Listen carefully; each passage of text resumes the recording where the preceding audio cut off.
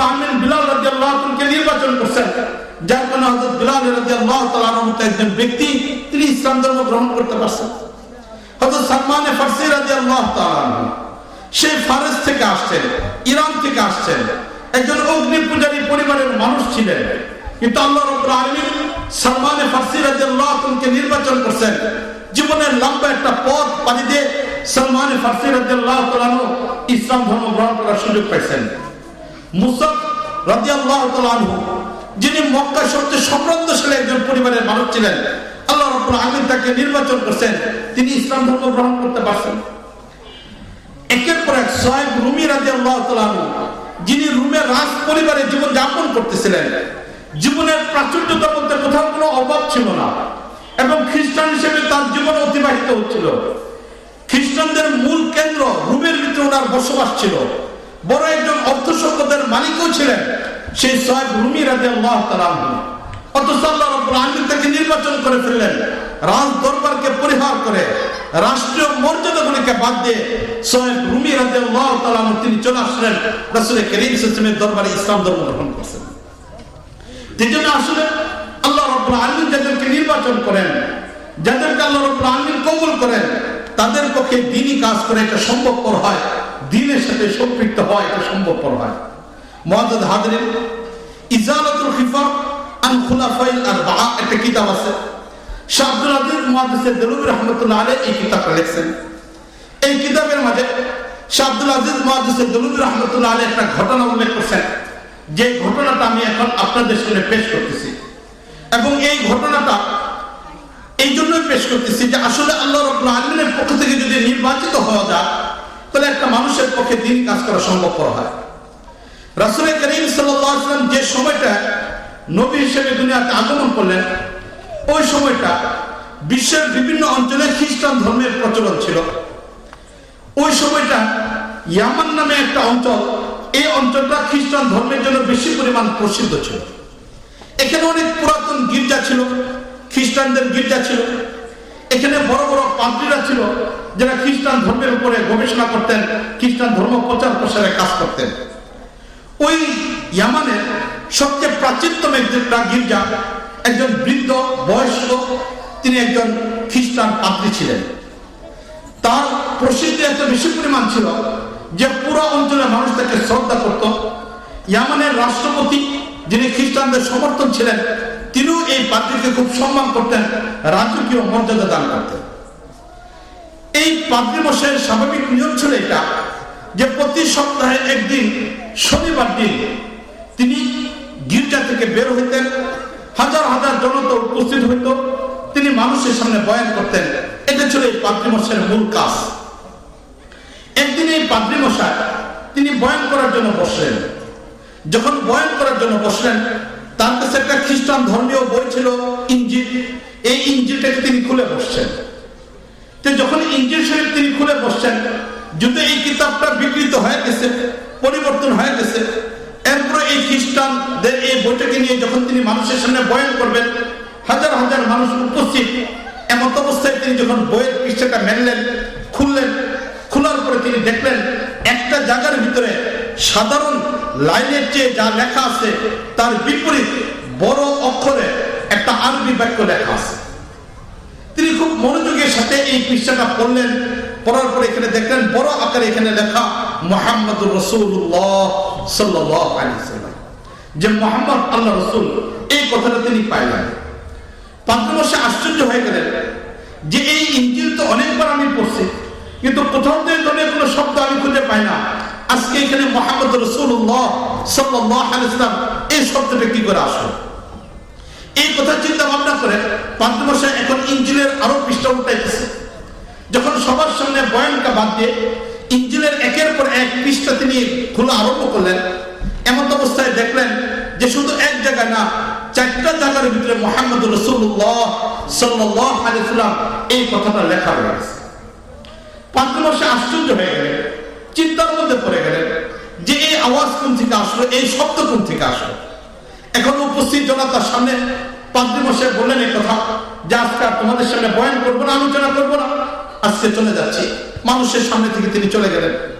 যাওয়ার পরে গির্জার ভিতরে ঢুকলেন, ঢুকার পরে এখন পাদ্রী মশাই পেরেশানের মধ্যে পড়ে গেলেন, কে এই ইঞ্জিলের পৃষ্ঠাগুলোর ভিতরে এই শব্দটাকে লিখছে, কে এই বাক্যটাকে ব্যবহার করছে, কে এই মুহাম্মদ যার কথা ইঞ্জিল শরীফের মধ্যে এখানে আছে, কে উনি? এই বিষয়টা তিনি চিন্তার মধ্যে পড়ে গেছেন। যখন এই পাদ্রী মশাই চিন্তার মধ্যে পড়ে গেলেন, পড়ার পরে তার হৃদয়ের মধ্যে এই কথাটা আসলো যে আমি তো নবীর ঈসার উম্মত, সুতরাং আমাদের কিতাবে মুহাম্মদের নাম কেন আসবে?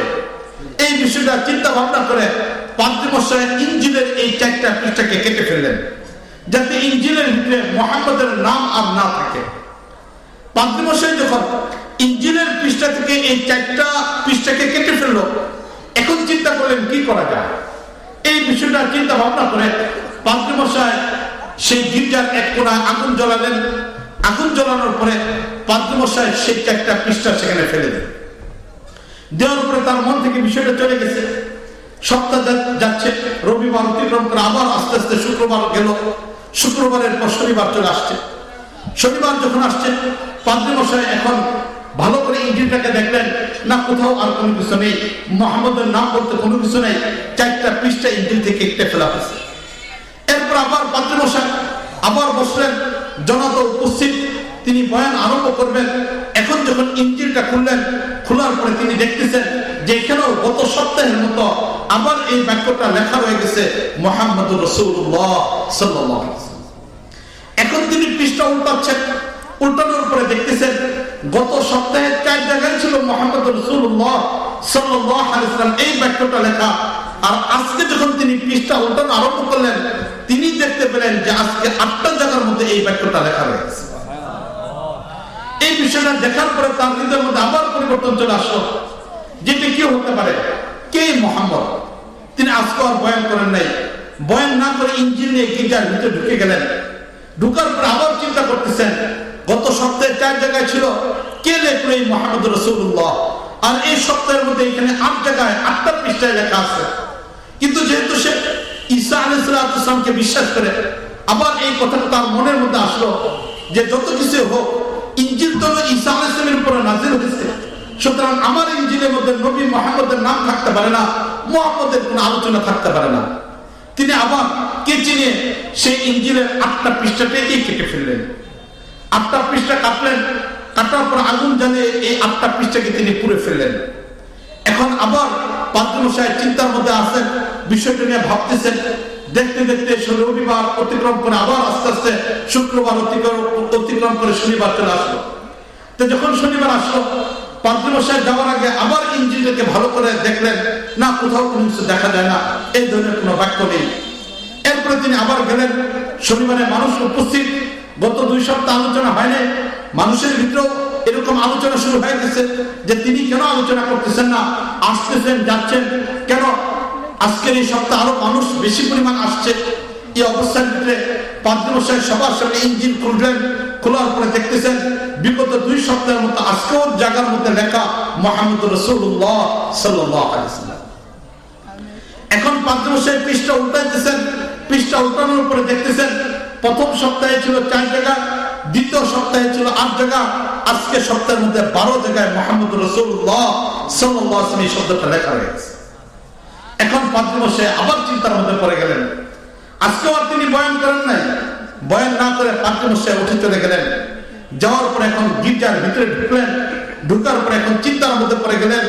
ভাবতেছেন প্রথম সপ্তাহে 4 পৃষ্ঠার মধ্যে ছিল, দ্বিতীয় সপ্তাহে 8টা পৃষ্ঠার মধ্যে ছিল, আজকে এই সপ্তাহের মধ্যে 12 পৃষ্ঠার মধ্যে চলে আসছে।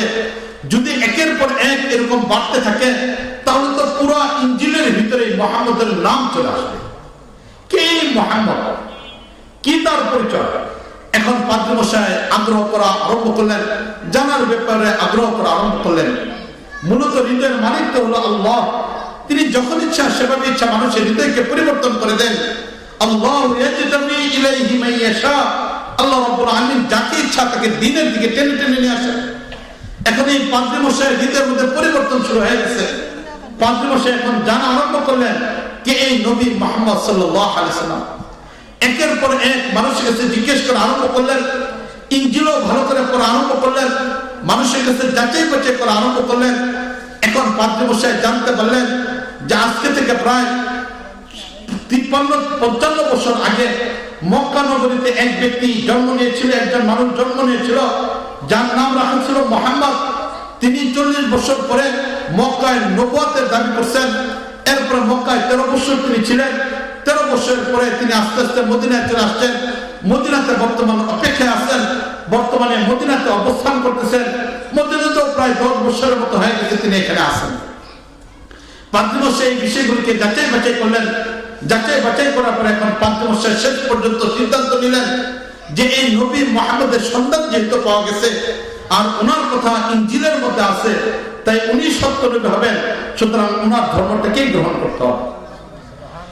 এই বিষয়টা সিদ্ধান্ত নিয়ে এখন পাদ্রী মশাই যখন ঘোষণা দিলেন যে তিনি এখন ইসলাম ধর্ম গ্রহণ করার জন্য নবী মুহাম্মদের কাছে যাবেন এবং নবী মুহাম্মদের কাছে গিয়ে তিনি ইসলাম ধর্ম গ্রহণ করবেন, নবী মুহাম্মদের কাছ থেকে গিয়ে তিনি আরম্ভ করবেন, বরকত অর্জন করবেন, এই বিষয়টা সিদ্ধান্ত নিয়ে যখন তিনি ঘোষণা দিলেন, এখন রাষ্ট্রের পক্ষ থেকে বাধা আসা সম্ভব হলো। রাষ্ট্রের পক্ষ থেকে বাধা আসতেছে, এলাকার মানুষের পক্ষ থেকে বাধা আসতেছে, কিন্তু পাদ্রী মশাই তার সিদ্ধান্তের উপর অবিচল। দেখতে দেখতে কিছু মানুষও জমা হয়ে গেল পাদ্রী মশাইয়ের সাথে। এখন সকল মানুষ দিন তারিখ নির্ধারণ করে পাদ্রী মশাই তাদেরকে নিয়ে রওনা দিয়ে দিলেন, ইয়ামান থেকে মদিনার পথ ধরলেন। যখন ইয়ামান থেকে মদিনার পথ ধরা আরম্ভ করলেন, হুটের মধ্যে চলে যাইতে হয় অথবা ঘোড়াতে চলে যাইতে হয়।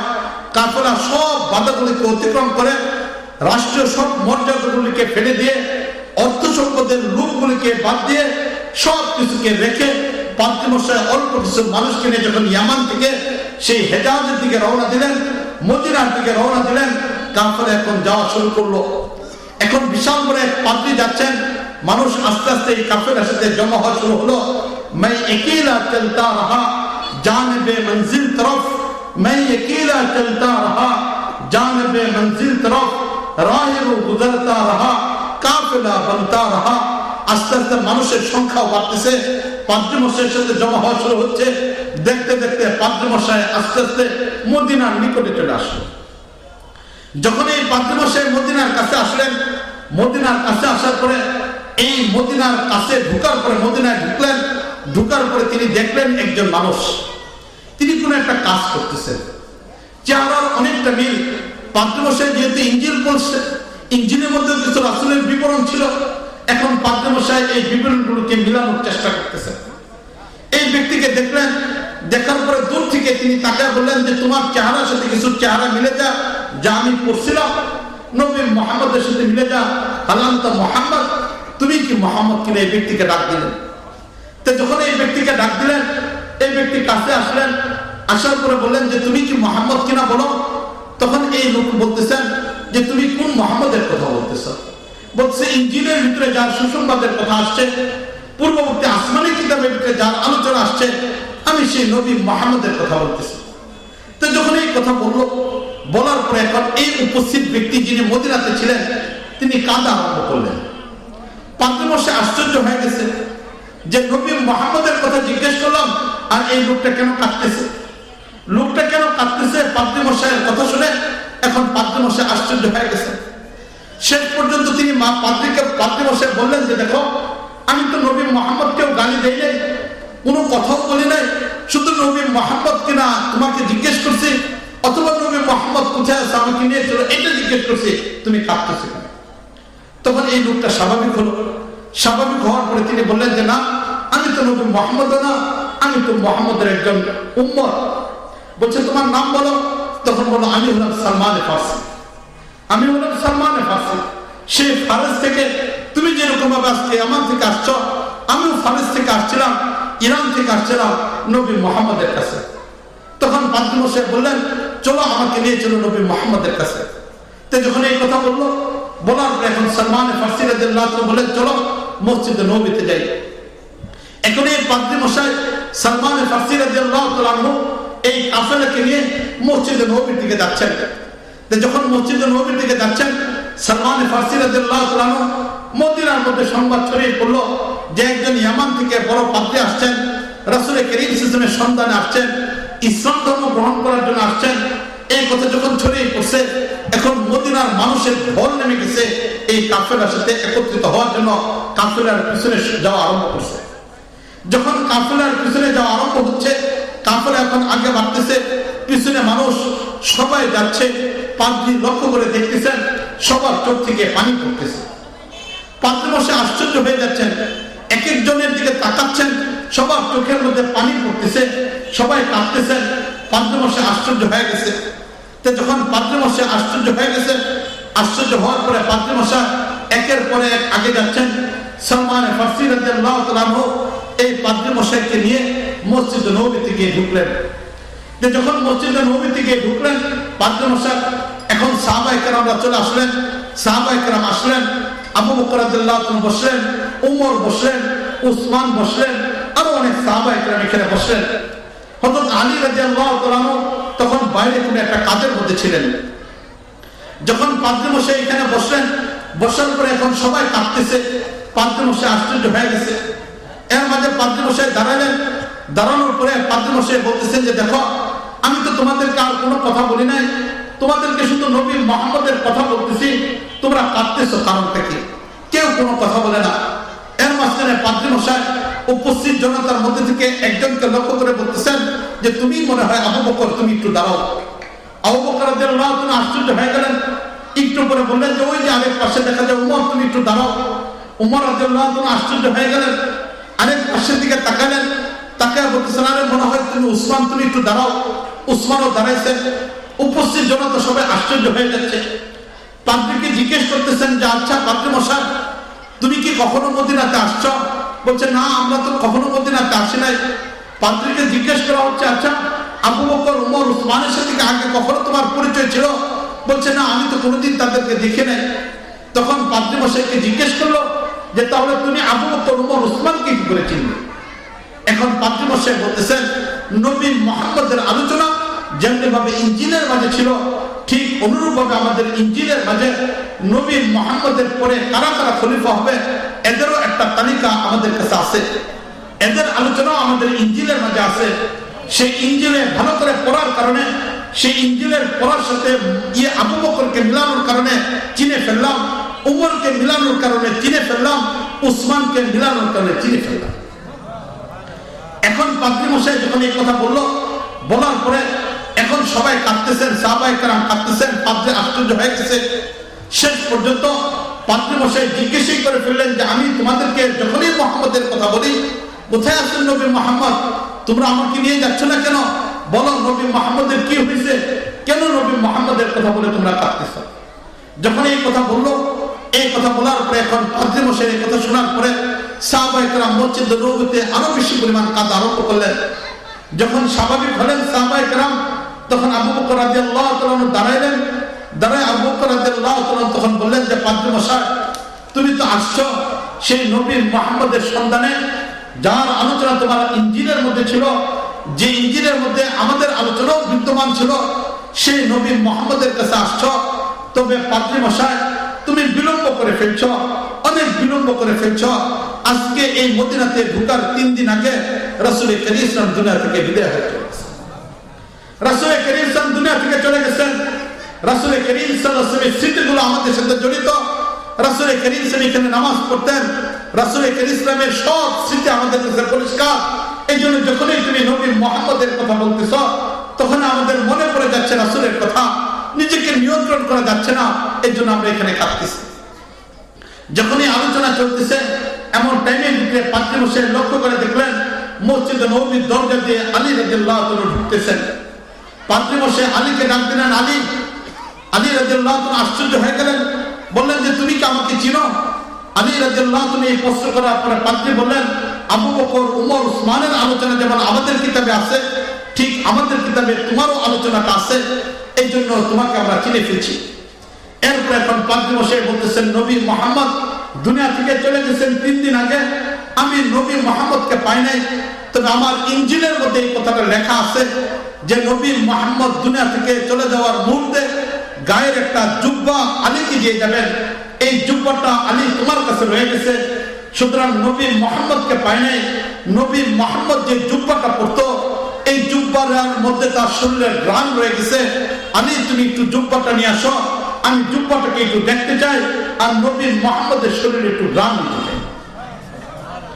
আলী রাদিয়াল্লাহু তাআলা ছুটে চলে গেলেন বাড়িতে। যাওয়ার পরে এখন আলী রাদিয়াল্লাহু তাআলা আনহু তার স্ত্রী ফাতেমা রাদিয়াল্লাহু তাআলা আনহাকে ডাক দিলেন। ডাক দেওয়ার পরে আলী রাদিয়াল্লাহু তাআলা বললেন যে ফাতেমা, এক পাদ্রী মশাই আসছে, রাসূল করিম সাল্লাল্লাহু আলাইহি ওয়াসাল্লামের শরীরে ঘ্রাণ নিতে চায়। আব্বা জানে রেখে যাওয়া সেই জুব্বা, নবীজি রেখে যাওয়া সেই জুব্বাটা একটু বের করো। ফাতেমা রাদিয়াল্লাহু তাআলা চিৎকার করে কাঁদা আরম্ভ করলেন। বাবার কথা তারও মনে হয়ে গেছে। এখন ফাতেমা রাদিয়াল্লাহু তাআলা জুব্বাটা বের করলেন। জুব্বাটা বের করে কখনো মাথায় রাখতেছেন, কখনো চুমা দিতেছেন। দেওয়ার পরে এখন আবার দিলেন, আলীকে দিলেন। দেওয়ার পরে বললেন নিয়ে যাও, সেই পাদ্রী মশাইয়ের কাছে নিয়ে যাও। এখন এই রুমাল নিয়ে, জুব্বা নিয়ে আলী রাদিয়াল্লাহু তাআলা চলে আসলেন মসজিদে নববীতে। মসজিদে নববীতে আসার পরে এখন মসজিদে নববীতে সাহাবায়ে কেরাম জুব্বাটাকে নিচ্ছেন, মাথার মধ্যে লাগাইতেছেন, বুকের সাথে জড়াইতেছেন, রাসূলের শরীরে ঘ্রাণ নিতেছেন। যখন সাহাবায়ে কেরাম সবাই নিলেন, নেওয়ার পরে এখন পাদ্রী মশাইকে দেওয়া হলো। পাদ্রী মশাই খুব সম্মানের সাথে বুকের সাথে বুকে জড়ায় রাখলেন, রাসূলের শরীরে ঘ্রাণ নিলেন, মাথার মধ্যে রাখলেন, বিভিন্ন ভাবে এটাকে সম্মান করলেন, চুমা দিলেন। এরপর আস্তে আস্তে পাদ্রী মশাই চোখ দিয়ে পানি পড়তেছে আর বলতেছে যে আবু বকর, রুমাল তো পাইলাম, রাসূলের শরীরে ঘ্রাণ পেলাম, রাসূলকে তো আর পাইলাম না। মসজিদের মধ্যে কান্না চলতেছে। রুমাল ফেরত দিলেন, জুব্বা ফেরত দিলেন। দেওয়ার পরে এখন আবু বকর রাদিয়াল্লাহু তাআলা বলতেছেন, আবু বকর তুমি আসো, সামনে আসো। নবীকে পাই নাই, তবে ইসলাম সত্য ধর্ম এটা তো সন্ধান পেয়ে ফেলেছি, তাই আমাকে কালিমা পড়ায় তুমি মুসলমান বানাও। এখন পাদ্রী মশাই মুসলমান হলেন, পাদ্রীর সাথে যারা ছিলেন তারাও মুসলমান হলেন। মুসলমান হওয়ার পরে এখন পাদ্রী মশাই রাসূল করিম সাল্লাল্লাহু আলাইহি ওয়াসাল্লামের রওজাটা কোথায়, কোথায় রাসূল করিম সাল্লাল্লাহু আলাইহি ওয়াসাল্লামের কবর, এই কবরটাকে দেখার জন্য আবেদন পেশ করেন যে আবু বকর চলো, আমাকে নিয়ে চলো, রাসূল করিম সাল্লাল্লাহু আলাইহি ওয়াসাল্লামের রওজার পাশে নিয়ে যাও। রাসূলের রওজার সামনে একটু দাঁড়াইতে চাই, কবরের পাশে একটু দাঁড়াইতে চাই। মুআজ্জাজ হাজরিন, নিয়ে যাওয়া হলো। আবু বকর রাদিয়াল্লাহু তাআলা আনহু সহ সাহাবায়ে কেরামরা নিয়ে গেলেন সেই পাদ্রীকে রাসূল করিম সাল্লাল্লাহু আলাইহি ওয়াসাল্লামের রওজার সামনে। রাসূল করিম সাল্লাল্লাহু আলাইহি ওয়াসাল্লামের রওজার সামনে যখন নিয়ে গেলেন, যাওয়ার পরে এখন সাহাবায়ে কেরামও দাঁড়িয়ে দাঁড়িয়ে কাঁদতেছেন।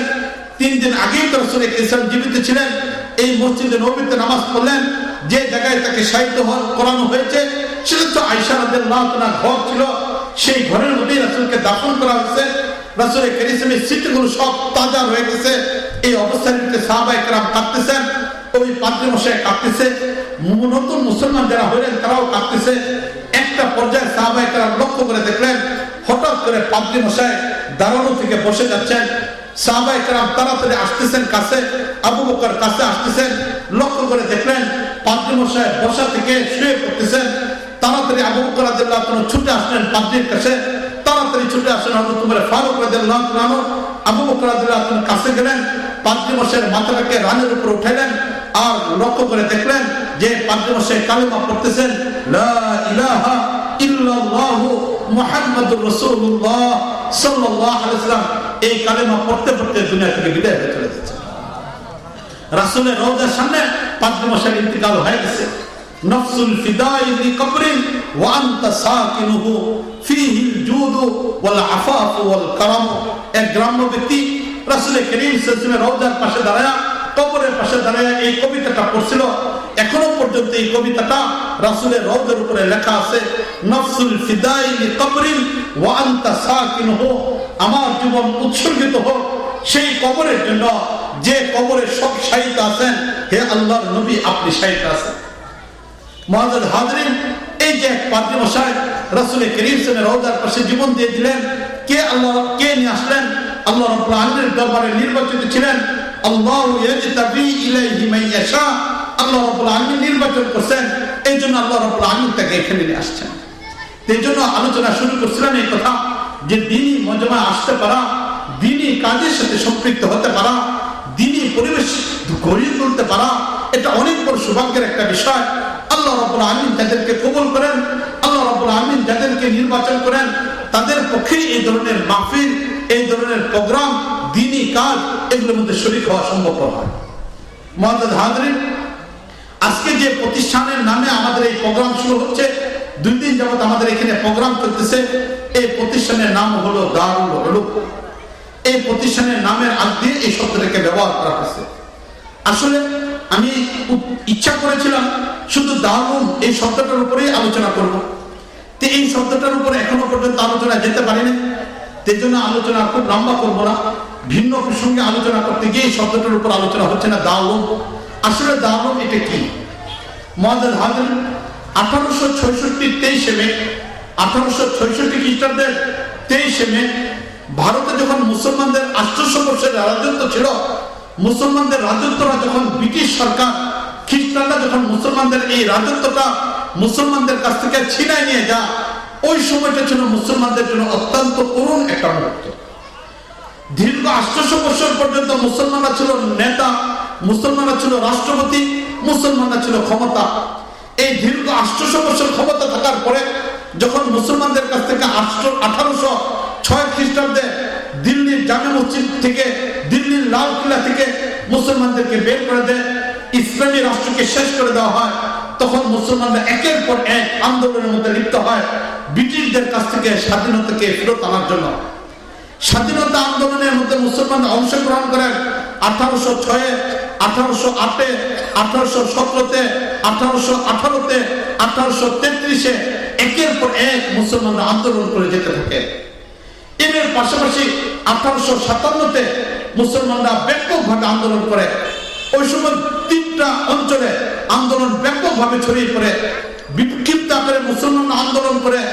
এর পাশাপাশি মুসলমানরা আন্দোলন করে সেই সিপাহী বিপ্লব, যেটাকে বলা হয় সিপাহী বিপ্লবের মাধ্যমে ব্রিটিশদের বিপক্ষে আন্দোলন করে।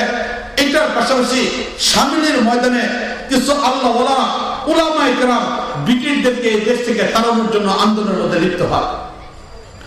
1857-তে যখন শামিলের ময়দানে মুসলমানদের নেতৃত্বে একটা আন্দোলন চলতে থাকে ব্রিটিশদের বিপক্ষে, ওই সময়ে মুসলমানদের পক্ষে একজন রাষ্ট্রপতি নির্বাচন করা হয়। সেই রাষ্ট্রপতি নির্বাচন করা হয় হাজী এমদাদুল্লাহ মুহাজিরে মক্কি রহমতুল্লাহ আলাইহিকে। একটা রাষ্ট্র পরিচালনা করার জন্য প্রধান বিচারপতির প্রয়োজন, এই জন্য প্রধান বিচারপতি নিযুক্ত করা হয় রশিদ আহমদ গাঙ্গুহি রহমতুল্লাহ আলাইহিকে। রাষ্ট্র পরিচালনা করার জন্য প্রয়োজন দেখা দেয় যে সেনাবাহিনী থাকতে হবে, তাই সেনাবাহিনীর প্রধান নিযুক্ত করা হয় কাসেম নানতুবি রহমতুল্লাহ আলাইহিকে। সাধারণ সৈনিকদেরকে দেখাশোনা করার জন্য সিপাহ সালারের প্রয়োজন পড়ে হাফেজ জামিল শহীদ রহমতুল্লাহ আলাইহিকে সিপাহ সালার তৈরি করা হয়।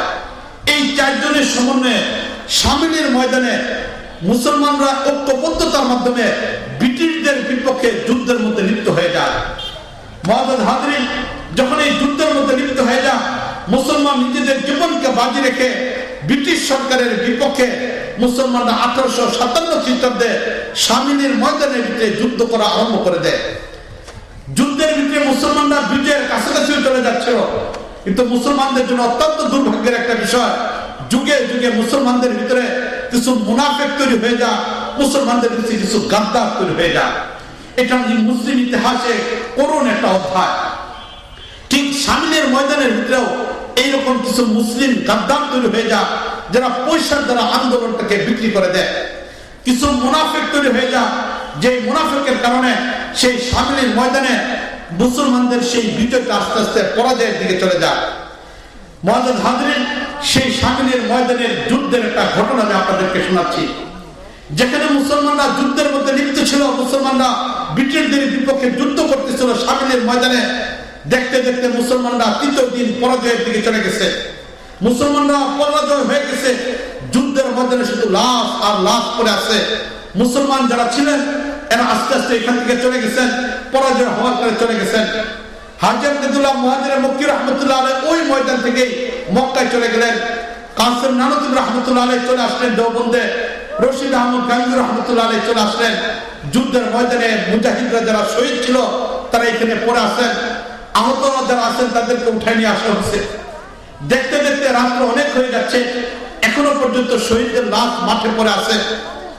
দারুল দেওবন্দ যেমন একটা প্রতিষ্ঠান, সাহারানপুর মাজাহিরুল উলুম সাহারানপুর এরকম একটা প্রতিষ্ঠান, যে ব্যক্তির নামে সাহারানপুর একটা প্রতিষ্ঠান হচ্ছে মাজাহিরুল উলুম, মাওলানা মাজহার আলী রহমতুল্লাহ আলাইহি, তিনি এই যুদ্ধের মধ্যে অংশগ্রহণ করছিলেন। তিনি এই যুদ্ধের ভিতরে মাওলানা মাজহার রহমতুল্লাহ আলাইহি তিনি এই যুদ্ধের মধ্যে অংশগ্রহণ করছিলেন। মাওলানা মাজহার রহমতুল্লাহ আলাইহি যিনি এই যুদ্ধে অংশগ্রহণ করছিলেন, তিনি এই ঘটনাটা বর্ণনা করছেন। ওনার উপরের ঠোঁটটা সম্পূর্ণভাবে উনি সবসময় চাপতেন, জিব্বা দিয়ে সবসময় উপরের ঠোঁটটা চাপতেন। কারোর সাথে কথা না বললে উপরের ঠোঁটটা কামড়ায় কামড়ায় খায়া ফেলাইতেন, কামড়াইতেন, সবসময় কামড়াইতেন। কামড়াতে কামড়াতে এখানে বস্তু উঠে গেছে, বেশি পরিমাণ চাটার কারণে এখানে ভিন্ন দাগ পড়ে গেছে, কিন্তু তিনি সবসময় এটাকে চাটেন, এটাকে কামড়ান। মানুষ আশ্চর্য হয়ে ওনাকে জিজ্ঞেস করেন যে হযরত আপনি ঠোঁট কেন কামড়ান, এটাকে কেন বারবার কাটেন? তখন উনি বলতে চান না। শেষ পর্যন্ত যখন সবাই খুব ধরলেন, ধরার পরে মাওলানা মাজহার রহমতুল্লাহ আলাইহি একদিন বললেন এই কথা যে ওই 1857 খ্রিস্টাব্দে যখন যুদ্ধের ময়দানে আমরা পরাজিত হলাম, মুসলমানরা বিভিন্ন জায়গায় ছড়িয়ে পড়ছে, শুধু সামনের ময়দানে লাশ আর লাশ আছে। এমন অবস্থার ভিতরে মুজাহিদদের লাশ, শহীদদের লাশ পড়ে আছে মাঠের মধ্যে। আমি আহত অবস্থায়, অত্যন্ত মুমূর্ষ অবস্থার মধ্যে সেই মাঠের মধ্যে আমি পড়েছিলাম। সঙ্গী সাথীরা মনে করছে আমি মারা গেছে, এই জন্য শহীদদের লাশের সাথে আমাকে রেখে চলে গেছে, আর অন্য সাথীরা সবাই চলে গেছে। আমি এই আহত অবস্থার মধ্যে মাঠের মধ্যে পড়ে আছি, আশেপাশে সব জায়গায় লাশ। রাত্র যখন গভীর হয়ে গেছে, হঠাৎ করে আমি লক্ষ্য করে দেখলাম যে আমার চোখটা কোন রকম খোলা হয়েছে, শরীরের অনুভূতিগুলো চলে যাচ্ছে। এই অবস্থার মধ্যে আমি লক্ষ্য করে দেখলাম যে পুরো মাঠের মাঝে কিছু সুন্দরী নারীরা ঘোরাফেরা করতেছে। এত সুন্দর নারীরা এখানে ঘোরাফেরা করতেছে যাদের তুলনা কোনো ভাষার দ্বারা ব্যক্ত করা যাবে না। তাদের চোখ, তাদের নাক, তাদের গাল, তাদের শরীরের গঠন, তাদের এরকম পোশাক এত সুন্দর যে পৃথিবীতে এত সুন্দর কোনো নারী হতে পারে না। এমন কিছু নারীরা এই মাঠের মধ্যে ঘোরাফেরা করতেছে। এই ঘোরাফেরা করা মাঠের নারীদের ভিতরে একজন নারী, সে তার অবস্থা অন্যদের চেয়ে আরো বেশি পরিমাণ সুন্দর। তিনি হলেন সকলের নেত্রী। তিনি নির্দেশ দিচ্ছেন যে এখানে যারা শহীদ হিসেবে আছে তাদেরকে তোমরা জান্নাতের সেই শরাবন তোমরা পান করো, পবিত্রতম পানি পান করো। এখন আমি লক্ষ্য করে দেখলাম, চোখে তাকিয়ে থেকে আমি দেখতেছি যে এক একজন ওই নারী তারা এরকম গ্লাস, কারো হাতে এরকম ঝক, যে গ্লাসগুলো কিসের দ্বারা তৈরি করা এটা আর বর্ণনা করে দেওয়া যাবে না। জগগুলো কিরকম তৈরি করা এটার বর্ণনা আর দেওয়া যাবে না, ভাষায় প্রকাশ করা যাবে না। এমন সুন্দর কিছু বস্তুর দ্বারা তারা এরকম এক একজন শহীদের কাছে যাচ্ছেন, শহীদের লাশটাকে একজন উঠাইতেছেন, আরেকজন শহীদকে সেই জান্নাতের পানি পান করাইতেছেন। এই অবস্থায় যখন আমি লক্ষ্য করলাম এক একজনকে জান্নাতের এরকম পানি পান করানো হচ্ছে, জান্নাতের পানি পান করানো হচ্ছে, এমন অবস্থার ভিতরে দুইজন নারী আমার কাছে চলে আসলো, দুইজন হুর আমার কাছে চলে আসলো। আসার পরে একজন হুর তিনি আমাকে ধরলেন, আরেকজন হুর সেই জান্নাতের থেকে আনা গ্লাসের পানি এটা আমার ঠোঁট পর্যন্ত নিয়ে আসলেন। তো যখন সেই জান্নাতের গ্লাসের পানি সেই ঠোঁট পর্যন্ত আমার নিয়ে আসলেন, এমন অবস্থার ভিতরে তাদের নেত্রী যিনি ছিলেন তিনি তাড়াতাড়ি এখানে আসছেন। আসার পরে বলতেছেন ওই নারী যিনি আমাকে পানিটা পান করাবে, ঠোঁট পর্যন্ত গ্লাসটা চলে আসছে। এই অবস্থার ভিতরে ওই সর্দারনি নেত্রী যিনি ছিলেন তিনি এই হাতের মধ্যে টান দিলেন, টান দিয়ে তিনি বলতেছেন দেখো এই পানি তো হলো তাদের জন্য যারা শাহাদাতের মর্যাদা অর্জন করছে, যারা শহীদ হয়ে গেছে তাদের জন্য হলো এই পানি। এই লোকটা তো এখনো পর্যন্ত শহীদ হয় নাই, তাই জান্নাতের পানি এখন তাকে পান করানো যাবে না, শরাবান তুহুরা তাকে পান করানো যাবে না। এই কথা বলে যখন হাতে ধরে টান দিছে, টান দেওয়ার পরে যখন গ্লাসটা কাছে ছিল এই এক ফুটা পানি আমার এই ঠোঁটের মধ্যে লেগে গেছে। তো সেদিন থেকে ওই জান্নাতের পানি আমার এই ঠোঁটের মধ্যে লাগার কারণে এখন যখন এখানে কামড়ায় তখন এখান থেকে গ্রান বের হয়, যখন এখানে কামড় দেয় তখন তার থেকে এরকম মজা লাগে। এই মজা বুঝতে শেষ হয়ে যায়, কিন্তু এই মজা কখনো শেষ হয় না। মুআজ্জাজ হাজরিন, আমরা যে সকল মানুষের উত্তরসূরি, আমাদের পূর্ব মানুষ যারা ছিলেন তারা জান্নাতের নিয়ামতে দুনিয়াতে পাইছেন, ঠিক না বলেন? এটা আমরা ভিন্ন কোনো মানুষের অনুসরণ করি না, ভিন্ন কোনো মানুষের সাথে আমাদের সম্পর্ক নাই, কোন দলের সাথে অন্য কোন দলের সাথে আমাদের সম্পর্ক নাই। আমরা তো তাদেরই উত্তরসূরি, তাদের সাথে আমাদের সম্পর্ক যারা এই দুনিয়া থেকে জান্নাতের পানি খাওয়ার জন্য প্রস্তুত হয়ে যায়। মুআজ্জাজ হাজরিন, এই যুদ্ধ যখন মুসলমানরা পরাজিত হয়, এই পরাজিত অবস্থার ভিতরে মুসলমানরা চিন্তার মধ্যে পড়ে যান। সেই চিন্তার মধ্যে পড়ে যাওয়ার পরে 1857 পর থেকে নিয়ে সেই হাজী আহমদুল্লাহ মুহাজির মক্কি রহমতুল্লাহ আলাইহি মক্কায় গিয়ে কাবা ঘরের গিলাফ ধইরা আল্লাহর দরবারে কান্নাকাটি করা আরম্ভ করেন, হে আল্লাহ, ভারতে এত বছর পর্যন্ত 1806 থেকে নিয়ে 1857 পর্যন্ত বিভিন্ন ভাবে যুদ্ধের ময়দানে লিপ্ত থেকে ব্রিটিশদেরকে দেশ থেকে তাড়ানোর চেষ্টা করছি, পারি নাই। হে আল্লাহ, হাজার হাজার মসজিদকে তারা বন্ধ করে দিছে, হাজার হাজার মাদ্রাসাকে তারা বন্ধ করে দিছে, হাজার হাজার উলামায়ে কেরামকে তারা হত্যা করছে। হে আল্লাহ, এই জটিল পরিস্থিতির ভিতরে ভারতের মুসলমানদের ঈমানকে রক্ষা করার জন্য তুমি কাজ করো। রাতের পর রাত হাজী আহমেদুল্লাহ মুহাজির মক্কি রাহমাতুল্লাহ আলাইহি কাবার গিলাফটা ধইরা আল্লাহর দরবারে কান্নাকাটি করতেন। একদিন থেকে হাজী সাহেব আল্লাহর দরবারে মক্কা নগরীতে কাবার গিলাফ ধরে কান্নাকাটি করতেছেন, অপর দিক থেকে কাসেম নানুতুবি রাহমাতুল্লাহ আলাইহি সেই দেওবন্দের মধ্যে থেকে, দিল্লির মধ্যে থেকে তিনি আল্লাহর দরবারে কান্নাকাটি করতেছেন। রশিদ আহমদ গাঙ্গুহি রাহমাতুল্লাহ আলাইহি তাকে বন্দী করে জেলখানায় নেওয়া হলো। দীর্ঘ 9 মাস পর্যন্ত জেলখানায় থেকে বন্দী রাখা হলো। এই দীর্ঘ 9 মাস পর্যন্ত আল্লাহর দরবারে কান্নাকাটি করতেছেন। হাফেজ জামিন শহীদ রাহমাতুল্লাহ আলাইহি তিনি যুদ্ধের মধ্যে শহীদ হয়ে গেছেন। এই হাফেজ জামিন শহীদ রাহমাতুল্লাহ আলাইহি চলে গেলেন। বাকি 3 বুজুর্গ আল্লাহর দরবারে কান্নাকাটি করতেছেন। 1857 এর ঘটনা হলো এই।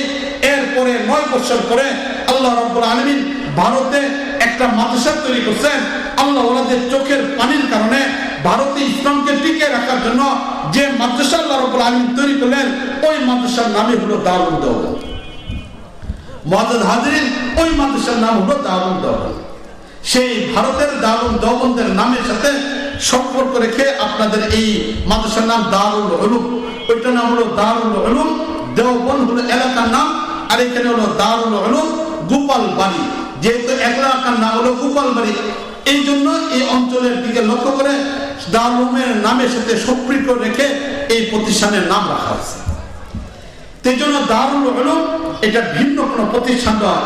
দারুল উলুম হলো এই দেশের মানুষের ঈমান এবং আকীদাকে রক্ষা করা, এই দেশের মানুষের দ্বীনকে হেফাজত করা, মানুষকে দ্বীনের সাথে সম্পৃক্ত করা, মানুষকে আল্লাহর সাথে সম্পৃক্ত করে দেওয়া এক কর্মসূচি নিয়ে এক প্রতিষ্ঠান যেগুলো তৈরি হয়, এইগুলোর নাম আমাদের দেশে পরিচিত কওমি মাদ্রাসা। তা আলহামদুলিল্লাহ আমাদের এই প্রতিষ্ঠানগুলো আপনাদের এলাকায় হয়েছে। আপনাদের অঞ্চলেরই অত্যন্ত কৃতজ্ঞ সম্পন্ন একটা ছেলে আপনাদের এলাকার নামকে গোটা পৃথিবীর মুখে আলোচিত করছেন। এমন একজন ছেলের তত্ত্বাবধানে ওনার পরিবার, ওনাদের এলাকার মানুষ সকলের সহযোগিতার মাধ্যমে এই প্রতিষ্ঠান আগে বাড়তেছে।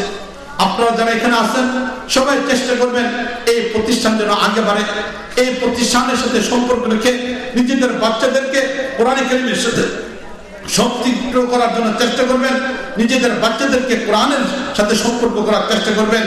মুআজ্জাজ হাজিরিন, একটা কথা ভালো করে মনে রাখবেন, ভালো করে মনে রাখবেন, পৃথিবীর কোনো মানুষ ধর্মীয় ছোঁয়া ছাড়া পরিবর্তন আসতে পারে না। ধর্মীয় ছোঁয়া ছাড়া কখনো পরিবর্তন আসা সম্ভব না। তাই ধর্মের ছোঁয়া যেহেতু লাগবে, এই জন্য আমরা মুসলিম হিসেবে ইসলামের সাথে যত বেশি সম্পর্কশীল হতে পারবো, দ্বীনের সাথে সম্পর্কশীল হতে পারবো, তত বেশি আমাদের জীবনের পরিবর্তন সম্ভবপর হবে। আর যদি আমরা এটা চেষ্টা না করি, ধর্মীয় ছোঁয়ার সাথে যদি নিজেদেরকে সম্পৃক্ত না করি, তাহলে নিজেরাও ক্ষতিগ্রস্ত হব, নিজেদের পরিবারও ক্ষতিগ্রস্ত হবে, নিজেদের দেশও ক্ষতিগ্রস্ত হয়ে যাবে। ঠিক কিনা বলেন? এটা আজকে আমাদের দেশ অনেক দিক থেকে আগে বাড়তেছে, কিন্তু দুর্নীতিকে বন্ধ করা সম্ভবপর হয়েছে। আজকের রুট রাস্তাঘাটের উন্নয়ন হয়েছে, কিন্তু আমাদের থেকে সন্ত্রাস এটা কমানো সম্ভবপর হয় নাই। আমাদের দেশে বিদ্যুতের অনেক উন্নয়ন হয়েছে, এটা বাস্তব বিষয়, কিন্তু আজকে আমাদের দেশে বিদ্যুতের উন্নয়ন হয়েছে, কিন্তু আজকে আমাদের দেশে দর্শন বন্ধ করা যায় না। ঠিক কিনা বলেন? এটা আমাদের দেশে অর্থনৈতিক দিক থেকে অনেক দেশে আমাদের অর্থনৈতিক রিজার্ভ অনেক আগে বেড়ে গেছে, কিন্তু আমাদের দেশে হত্যা বন্ধ করা যায় না। ঠিক কিনা বলেন? এটা তাহলে জাগতিক উন্নয়ন এটা উন্নয়ন না যতক্ষণ পর্যন্ত মানবতার উন্নয়ন না হবে, যতক্ষণ পর্যন্ত মমত্ববিদ তৈরি না হবে, যতক্ষণ পর্যন্ত নিজের ভিতরে মানবতা তৈরি না হবে, মানুষকে পরিবর্তন করা কখনো সম্ভবপর হবে না। এই পরিবর্তন একমাত্র ধর্মীয় ছোঁয়ার মাধ্যমে হবে।